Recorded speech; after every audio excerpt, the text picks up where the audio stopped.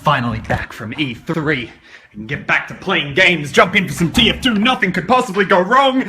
Fuck! It was too young. Good night, sweet prince.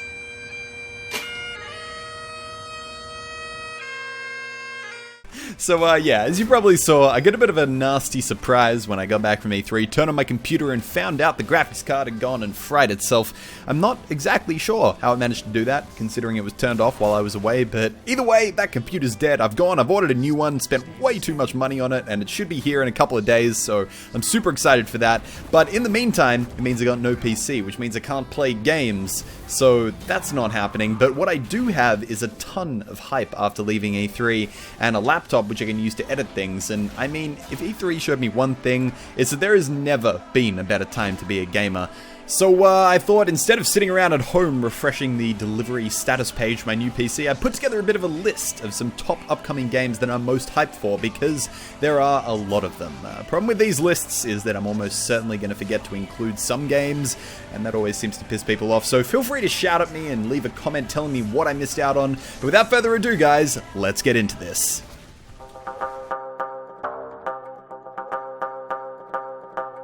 One, two, three. Good job, guys. Yeah. I'll get her. Okay. Rainbow Six Siege. So, full disclosure, I'm a longtime fan of this series. I used to sit in the living room playing the original all the way back in 2008, so I was pretty excited when they announced Siege.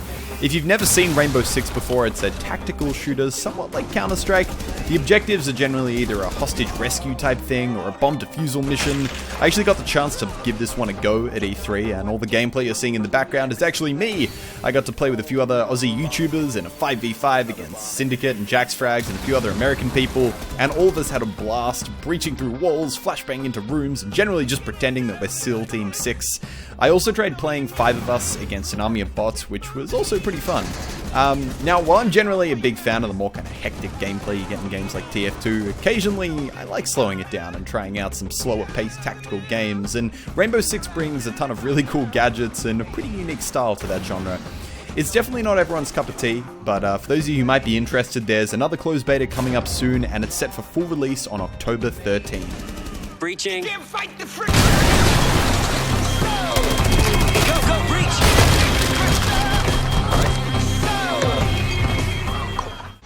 I can't hold it, I'm going down! Incoming fire! We've got to hold this last position! Don't let it fall into it! So it's worth pointing out that with new game releases, I'm a pretty massive skeptic, and I have been so worried about Battlefront since I first heard about it. I mean, sure, we got the cinematic trailer for the game 2 months ago, but realistically, you should never judge a game off what you see in a cinematic trailer. It shows the kind of overall concept, but it really tells you nothing about what the game's actually going to be like and how it's going to play, because any studio can pay someone $100 million to put together a beautiful cinematic trailer, but realistically, you gotta wait until you see the game itself. And at E3, we finally got this pretty awesome gameplay trailer you can see in the background, and that got me really excited. But still, I'm a skeptic, so I thought, this is a scripted gameplay trailer, it's, not necessarily representative, and then I finally lined up for 2 hours and got to play the game at the EA booth, and I was absolutely mind blown. It looks absolutely gorgeous, especially all the snow on Hoth, and keep in mind, this was running on a PS4, so not even on PC, where I'm assuming you're going to be able to push the graphics even higher. The controls were really, really nice to use, and the abilities, all the different weapons and abilities you had were so much fun, especially the jetpack, using that to kind of zip around the fight. Reminded me a lot of rocket jumping in TF2, which you guys know I'm a big fan of, so I can tell that I am always going to have that jetpack equipped in Battlefront.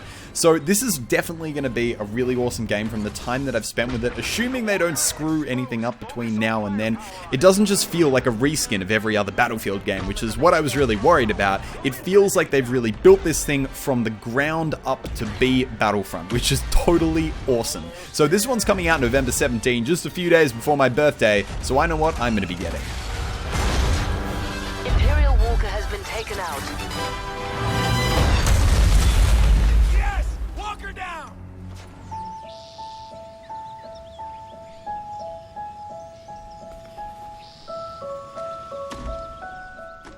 So this is Unravel, and it's definitely a bit of a weird one for me to include. It's not a AAA game, it doesn't have a budget of $600 million, and generally speaking, I'm not even a big fan of puzzle games, but I absolutely had to include it. A lot of the time E3 can feel a little bit artificial. You get all these massive developers coming in with these practice speeches where they're making sure they're hitting all the different marketing points, talking about that next generation gameplay and graphics, and it's a bit sad because a lot of the time these presentations, they don't feel real. They're not really coming from the heart. But on the other hand, I got to see the developer, one of the head developers of Unravel at the Xbox conference, and this guy came out. You could just tell he was so nervous. He really wasn't confident in what he was saying. But at the end of the day, he was just so excited to be there. And on top of that, he was so excited to kind of share his game, what he'd been working on with everyone. And you could really tell that in the way he was speaking, and he totally stood out among all the other kind of presentations for me just because of how genuine and how real he was. But presentations aside, from what we've seen of it, Unravel looks really beautiful, it looks really different, and most of all, it looks fun. So while this isn't normally my type of game, it's definitely one that I'm gonna be playing, and it doesn't have a release date yet, but it's up for pre-order, so I'm guessing we're gonna see it sometime later this year. Now, here's one I think you all knew was coming.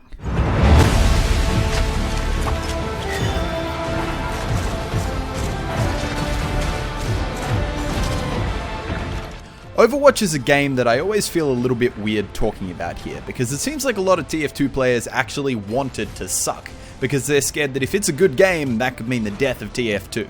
Now, I love TF2, and I've played Overwatch for close to 20 hours at this stage, and I've got to say that it is in no way a replacement for TF2.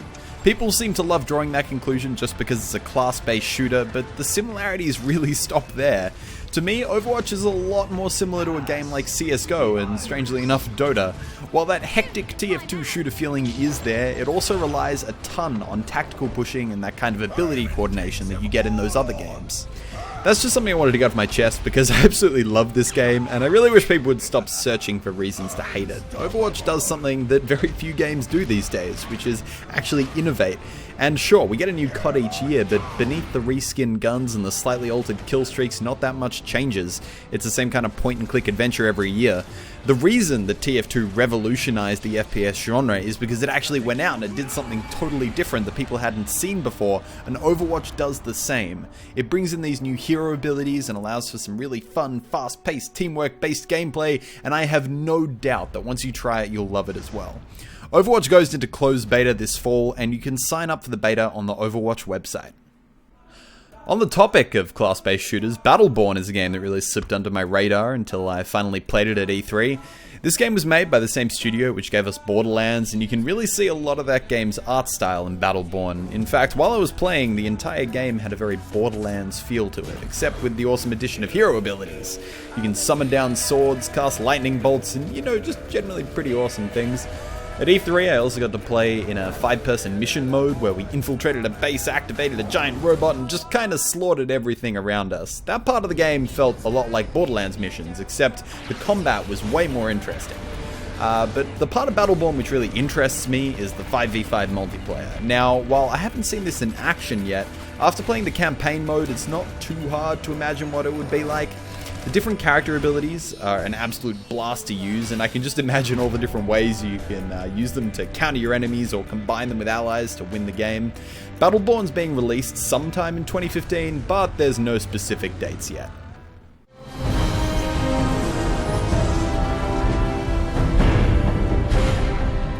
Now, here's one game that everyone's talking about. One game that I couldn't end this video without mentioning.